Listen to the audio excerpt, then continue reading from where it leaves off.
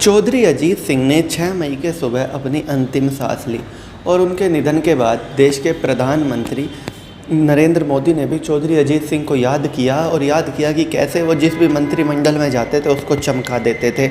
प्रधानमंत्री मोदी ने लिखा कि देश के पूर्व केंद्रीय मंत्री चौधरी अजीत सिंह ने अलग अलग मंत्रिमंडलों की जिम्मेदारी संभाली और सभी को कुशलतापूर्वक निभाया।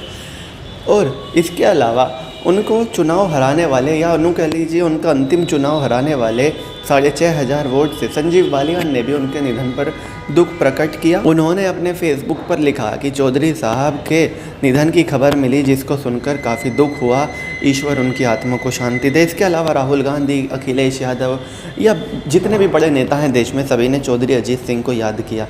जाहिर सी बात है, चौधरी अजीत सिंह एक ऐसे नेता रहे, अलग अलग मंत्रिमंडलों पे रहे, अलग अलग मंत्रिमंडलों की जिम्मेदारी संभाली, लेकिन कभी भी उन्होंने अपने उसूलों से समझौता नहीं किया। इतने साल तक मंत्री पद पर रहने के बाद भी उनके खिलाफ एक भ्रष्टाचार का आरोप नहीं लगा, कोई उनको भ्रष्टाचारी नहीं कह सका। और यही बात चौधरी अजीत सिंह को बाकी सबसे अलग बनाती रही।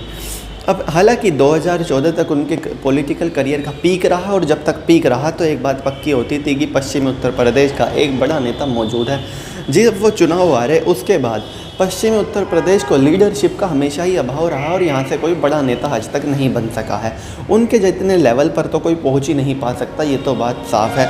क्योंकि जिस व्यक्तित्व के वो धनी थे, बेहद सहज, अपने लोगों में घुलना मिलना और ग्रामीण लोगों के घरों में आसानी से जैसे बैठ सकते थे, बेहद कम ऐसे बड़े मंत्री होते हैं जो ऐसा काम करते हैं। और इसीलिए आज वो हमारे बीच नहीं रहे, ये किसानों के लिए भी बहुत बड़ा नुकसान है, क्योंकि वो जो किसानों के काम करते थे शायद ही कोई नेता ऐसे कर पाए। तो चलिए दोस्तों, मैं चीनू दहिया, फ़िलहाल इस वीडियो के लिए इतना ही। आगे भी इसी तरह की देश दुनिया, बॉलीवुड और खेल की तमाम खबरों के लिए बने रहिए दा चौधरी के साथ। जय माता दी।